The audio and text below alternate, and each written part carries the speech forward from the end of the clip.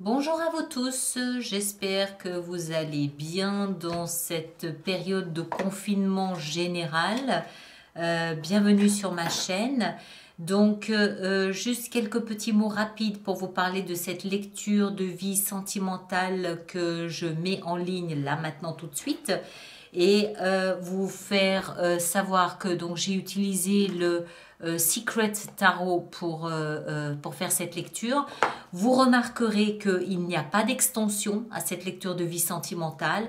C'est un choix que j'ai fait pour tout simplement pouvoir vous délivrer ces lectures le plus rapidement possible. Faire une extension prend beaucoup d'énergie, prend beaucoup de temps, fatigue 2 fois plus. Et puis surtout parce que je vais essayer la semaine prochaine, autour de Pâques peut-être si j'y arrive, autour de Pâques, je vais essayer de vous faire une autre lecture qui portera peut-être davantage sur un thème en particulier à travailler durant cette période de confinement, sachant que les lectures mensuelles traditionnelles sortiront autour du 18-19 avril. Hein.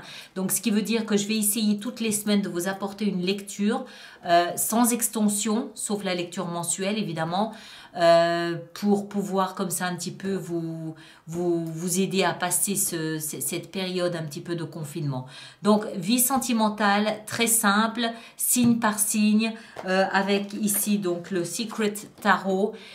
Merci de vous abonner, merci de partager, de liker, de laisser vos commentaires et puis à très bientôt. Merci beaucoup. Gémeaux, bonjour et bienvenue sur ma chaîne pour votre lecture de vie sentimentale pour ces mois d'avril et mai. J'espère que vous allez bien, que votre confinement se passe le mieux possible. Alors, pour ceux qui me connaissent, on va faire cette lecture de vie sentimentale sur la forme d'un cœur, qui généralement ressemble à tout sauf à un cœur, mais enfin bon, moi j'aime à croire qu'il s'agisse d'un cœur. Alors, je vais juste rappeler quelques fondamentaux pour cela. Du côté droit du cœur, c'est la lecture pour le signe dont cette vidéo est destinée, c'est-à-dire vous, Gémeaux. Et puis du côté gauche ici, l'autre côté du cœur, c'est votre partenaire, l'autre personne. Alors, vous pouvez très bien vous reconnaître davantage dans l'autre côté. Si c'est le cas, n'hésitez en aucune façon à interchanger, il n'y a aucun problème avec ça. Pas de souci. Maintenant, quand je parle de l'autre personne, du partenaire, alors bien évidemment, il s'agit, si vous êtes en couple, de votre partenaire de couple, de vie, marié, pas marié, peu importe. Hein, donc celui ou celle avec qui vous vivez, vous dormez, vous vivez au quotidien. Si vous êtes célibataire, ça peut être la personne à laquelle vous pensez, la personne à laquelle vous rêvez, la personne à laquelle vous aspirez, la personne qui vous est destinée, peut-être aussi que vous n'avez toujours pas rencontré. Et il peut aussi, dans certains cas, s'agir d'amitié, auquel cas ce sera une amitié entre un homme et une femme. Et puis surtout, je pense à des amitiés, genre amitié amoureuse, ce genre de relations très fortes comme ça, d'accord? Donc c'est vraiment à vous d'adapter cette lecture en fonction de ce que vous vivez, en gardant toujours à l'esprit que ça doit faire résonance en vous. Si ça ne fait pas résonance, ne forcez pas les choses à entrer si elles n'entrent pas. Hein, on est bien d'accord? Vous pouvez bien évidemment regarder votre signe solaire, votre signe ascendant et votre signe lunaire. Voilà, on a tout dit.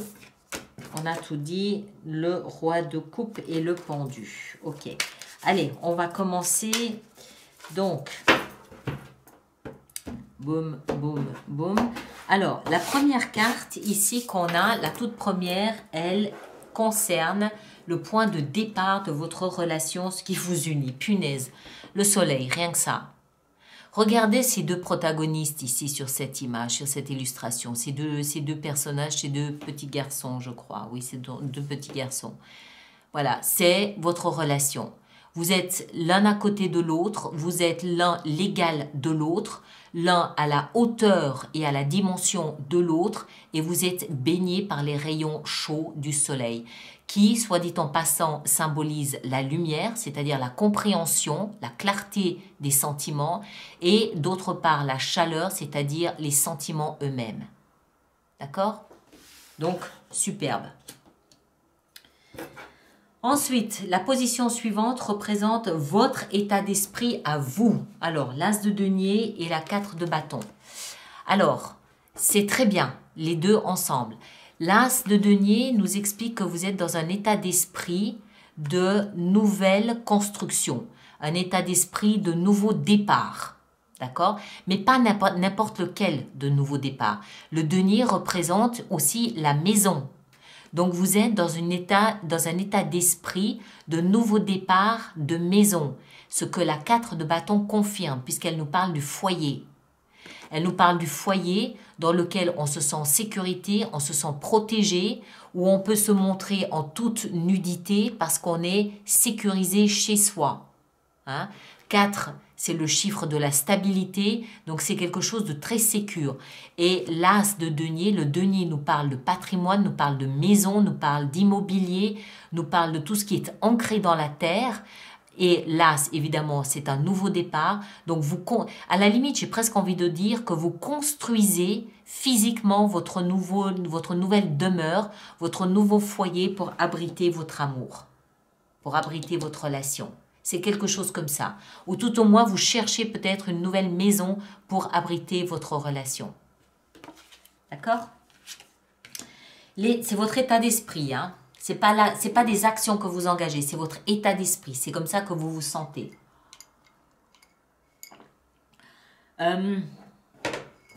Maintenant, l'état d'esprit de votre partenaire, l'as d'épée et la 9 de denier.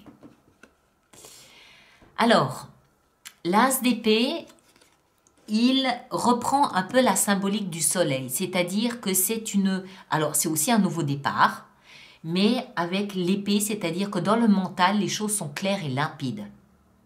D'accord? Donc, votre partenaire a un état d'esprit limpide.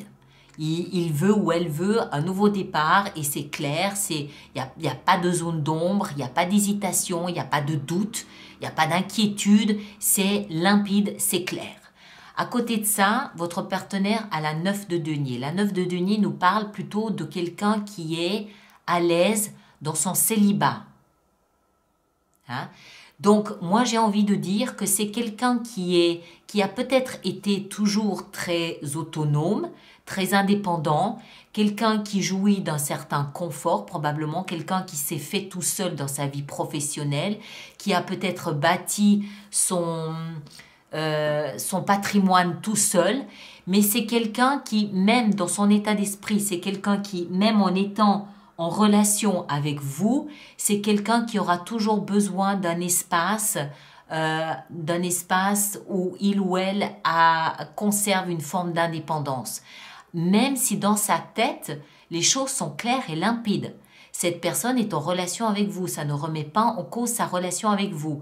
Mais c'est quelqu'un qui a toujours besoin d'un petit peu d'espace pour lui-même ou pour elle-même, pour un petit peu jouir de ce qu'il ou ce qu'elle a pu construire et bâtir jusqu'à présent grâce à ses talents, grâce à sa fonction. C'est quelqu'un qui a peut-être besoin de briller aussi un petit peu par lui-même. D'accord? Alors, ensuite, la position suivante, c'est de là d'où vous provenez. D'accord? C'est votre passé, c'est de là d'où vous venez avant d'atterrir dans cette situation. Alors, vous veniez de la 2 de bâton. C'est-à-dire que votre passé était fait d'un choix. Vous étiez à la croisée des chemins et vous avez dû faire un choix. Vous avez dû faire un choix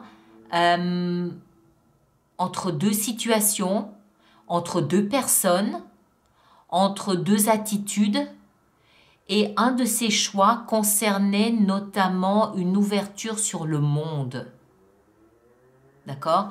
Une ouverture sur le monde, c'est-à-dire je prends le risque de m'ouvrir sur le monde avec les conséquences que ça peut avoir. Il y avait des conséquences et vous avez accepté de prendre ce risque, de vous ouvrir comme ça, c'est-à-dire de vous rendre peut-être vulnérable au choix que vous veniez de faire. D'accord? Mais vous avez fait un choix et c'est ce choix qui vous met aujourd'hui dans cette position de vouloir bâtir et construire un foyer pour votre amour. Votre partenaire provient d'un espace où il ou elle a dû je pense que votre partenaire a dû prendre ce risque de communiquer avec vous.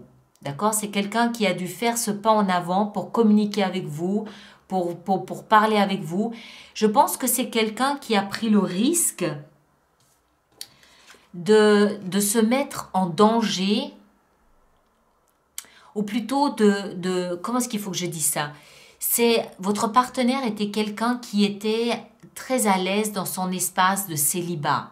C'était quelqu'un d'autonome, quelqu'un d'indépendant, quelqu'un qui se suffisait à lui-même. Et cette personne a pris le risque de remettre tout ça en cause en venant vous parler, en venant communiquer avec vous. Et je pense aussi, peut-être que vous n'en êtes pas conscient, mais je pense aussi que c'est quelqu'un qui se sent inférieur à vous, que c'est quelqu'un qui se sent intimidé par vous, que c'est quelqu'un qui se sent tout petit face à vous. D'accord? C'est quelqu'un de passionné, c'est quelqu'un de sincère, c'est quelqu'un d'authentique, c'est quelqu'un de vrai, mais c'est quelqu'un qui doit peut-être se sentir tout petit face à vous, que ce soit juste ou que ce soit justifié ou pas, hein, peu importe. C'est quelqu'un qui, je pense, qui vous admire un petit peu. D'accord? C'est comme si en fait vous aviez une dimension de plus que votre partenaire. Alors, ensuite, les deux positions suivantes sont les actions que vous engagez. La 5 de denier, de coupe et la justice. Alors,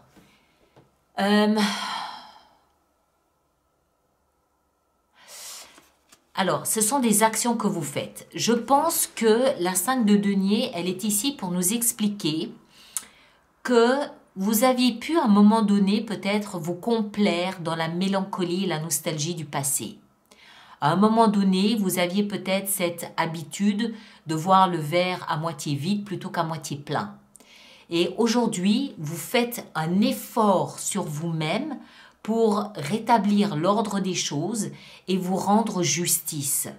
C'est-à-dire que vous avez ici avec vous la justice et je pense que c'est vous qui prenez cette grande décision très dramatique, très importante, peut-être aussi liée à ce choix ici que vous avez eu à faire par le passé, où vous décidez, vous, clairement, de mettre le passé derrière vous et de vous tourner vers l'avenir en regardant un petit peu, en retirant en fait le profit, le bénéfice de vos histoires précédentes que vous pouvez injecter dans cette histoire-ci. D'accord? Si vous êtes là où vous êtes aujourd'hui dans cette relation, c'est parce qu'à un moment donné, vous faites ce choix de laisser le passé dans le passé, de prendre l'essence utile de ce que vous comprenez de vos histoires précédentes et de les mettre au profit de cette histoire-ci. Hein? Mais vous prenez cette décision très grave, très importante, très profonde, de vous rendre justice et de laisser le passé, de couper le passé derrière vous. Ça se fait sans douleur, hein, je vous rassure. Il n'y a pas de douleur. Voilà. Votre partenaire, lui ou elle, les actions entreprises sont la 2 de denier et le valet de denier. Alors, votre partenaire, lui, est dans une action où en fait, il va peser et sous-peser ce qui a de la valeur à ses yeux, des principes, des mots, des comportements, des attitudes, des structures. Voilà, qu'est-ce qui est important pour votre partenaire? Qu'est-ce qui a de la valeur pour lui? On l'a vu, c'est quelqu'un qui a besoin de son espace où il ou elle peut briller pour ce qu'il ou elle a bâti et construit par ses propres mains. cette personne s'est forgée et c'est un endroit dans lequel elle se sent, ou il se sent, cette personne se sent très à l'aise. C'est une espèce de zone de confort, mais ça peut aussi devenir une prison dorée. Et donc cette personne, pour sortir de cette cage dorée, pour venir à votre rencontre, doit peut-être aujourd'hui être en train de peser ce qui est important, ce à quoi elle tient vraiment, ce qu'elle peut peut-être sacrifier, ce qu'elle peut laisser de côté, et voilà, comprenez ce que je veux dire. C'est tous ces principes, tout son système de valeurs qu'elle est en train de peser, de sous-peser pour savoir jusqu'où elle peut aller. Mais c'est un travail qu'elle fait sérieusement, sincèrement, en tout état de cause, en tout état de conscience. C'est une véritable démarche dans laquelle cette personne s'est mise pour arriver à comprendre ce qu'elle peut peut-être laisser de côté pour se rapprocher davantage, pour venir davantage à votre rencontre à vous. Et elle va donc prendre ce qui est décidément, définitivement important pour elle, et elle va prendre ce petit denier qui lui reste de ces 9 là, elle va prendre son petit denier et elle va venir construire, le poser peut-être à vos pieds en vous disant voilà, pour moi ça c'est important, ça c'est ma contribution à notre relation, c'est ce que je veux apporter, c'est la pierre que j'apporte à l'édifice de notre couple. D'accord? À l'édifice de notre relation. C'est ce que moi j'amène parce que c'est ce qui est important pour moi dans toute l'histoire de ma personne, dans toute l'histoire de ma vie. Ça, c'est important et j'en ai besoin pour exister dans cette relation. C'est une action qu'elle fait. Après, ça peut aussi être de l'argent qu'elle amène concrètement, matériellement pour bâtir, on l'a vu, hein, pour bâtir un foyer à votre amour. Hein. Ça peut aussi être du bien, du bien financier, du bien matériel. Hein. C'est possible aussi. Alors, ensuite, je n'arrive jamais à réaliser mon cœur avec ça. Voilà, comme ça, déjà un peu plus. Alors, la position suivante pour vous, c'est le conseil qui vous est donné. Le conseil qui vous est donné à vous, c'est de vous laisser renaître à l'amour. D'accord? C'est vous laisser renaître. C'est-à-dire que quand vous faites ce travail ici, de laisser le passé derrière, c'est pas un travail anodin. Je vous l'ai dit, cette décision de justice que vous prenez, c'est quelque chose de grave et d'important. C'est pas quelque chose que vous prenez comme ça sur un coup de tête, un bon matin en vous levant, en disant tiens, qu'est-ce que je vais bien pouvoir faire aujourd'hui? Ah ben paf, je vais me débarrasser de mon passé. Non, c'est une décision grave qui a demandé, qui a nécessité beaucoup de réflexion, qui a nécessité de la digestion du passé, d'accord? Et c'est quelque chose qui ne se fait pas en un claquement de doigts. C'est vraiment un processus, c'est une démarche. Et donc du coup, le conseil qui vous est donné ici, c'est vraiment d'entrer dans cette démarche. C'est de vous laisser mourir. C'est de vous laisser mourir dans le passé pour pouvoir renaître au présent. Vous comprenez ce que ça veut dire? Tout ce qui vous maintenait en éveil, mais qui provient du passé, doit mourir pour pourrir et venir nourrir la terre de votre relation future. D'accord? C'est-à-dire celle-là. Il faut vraiment laisser partir, relâcher, lâcher prise sur tout ce qui peut encore vous retenir dans le passé. Et vraiment entrer dans ce processus de mort et de renaissance. Ok? Ça peut aussi, le jugement peut aussi être quelquefois ce qu'on appelle la nuit noire de l'âme, n'est-ce pas? Mais c'est dans la position du conseil, ce qui veut dire que même si vous trouvez que cette démarche de justice est douloureuse, comprenez que c'est une étape indispensable pour pouvoir renaître et être pleinement dans cet amour ici qui est naissant dans votre vie puisque c'est le point de départ. Hein? Je vous rappelle que vous provenez d'un espace où vous avez fait un choix. Ce choix, vous ne pouvez pas vous arrêter en cours de route. Vous devez aller jusqu'au bout de ce processus de choix. Et aller jusqu'au bout signifie laisser mourir le passé. Pas juste laisser mourir le passé comme ça pour faire table rase du passé. C'est pas ça. C'est en fait plutôt renaître grâce grâce au compost du passé. Vous comprenez? C'est le compost du passé qui va vous permettre de nourrir l'avenir et le présent. Le conseil donné à votre partenaire, ah ben c'est pas mieux, la mort. Alors, votre partenaire, le conseil qui lui est donné, lui, c'est carrément de laisser mourir le passé. Point. D'accord? Laisser mourir. Alors le passé, ça peut être une relation passée, ça peut être une attitude passée, ça peut être une attente passée, ça peut être un fantasme passé, ça peut être un rêve passé. C'est, voilà, laisser mourir quelque chose qui est périmé. C'est un conseil qui est donné. Parce que de cette mort va en fait permettre de transformer quelque chose. On l'a vu, hein, votre partenaire est dans un espace un peu délicat, espace dans lequel vous n'êtes pas. Votre partenaire est dans un espace peut-être un petit peu délicat. Et donc, pour pouvoir... Il ne s'agit pas de mettre un terme à ça, il s'agit de transformer ça.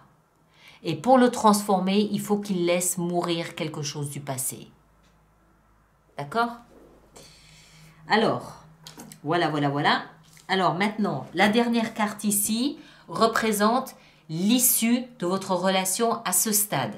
Hein, je dis bien à ce stade parce que les choses peuvent évoluer, surtout en fonction de la lecture ici, si vous en tenez compte ou pas. Donc, à ce stade, l'issue de votre relation. Oh, punaise, vous en avez de la chance. La 10 de coupe.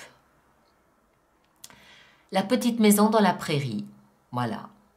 La petite maison dans la prairie, 10 coupes, le bonheur absolu, la petite tribu, ça peut aussi être une famille recomposée, heureuse, aimante, soutenante, tout le monde est sur le même piédestal, tout le monde s'aime, tout le monde se soutient, tout va bien dans le meilleur des mondes, c'est l'arc-en-ciel après la pluie, voilà, tout va bien avec le soleil, punaise, c'est juste magnifique, magnifique. D'accord? Absolument magnifique. Mais vous devez comprendre que voilà, il y a de votre côté une décision importante à prendre avec une renaissance et puis du côté de votre partenaire, laissez mourir quelque chose. Ça peut être un comportement, ça peut aussi, hein, je vous le disais, ça peut parfaitement pour votre partenaire signifier peut-être renoncer à une maison qu'il ou qu'elle avait précédemment, c'est-à-dire la vendre, en retirer le fruit pour mettre au profit de la construction d'une nouvelle maison pour votre amour. C'est ça, laisser mourir le passé. C'est ça, réutiliser quelque chose, transformer quelque chose du passé pour être utile à la relation d'aujourd'hui. Hein? Comprenez? C'est l'emploi que j'avais de cette maison avant est périmé, je laisse mourir cet emploi et je me resserre du bien de cette maison pour en faire autre chose. Il y a une transformation. Parce que rien ne se perd, tout se transforme. Ne l'oubliez pas, l'argent aussi. Voilà mes très chers, je m'arrête ici. Merci de partager, de liker, de me laisser vos commentaires. On va se retrouver au cours du mois d'avril pour d'autres lectures. Hein, on va voir comment on va faire tout ça pour vous. Passez un bon moment et puis à très bientôt. Au revoir.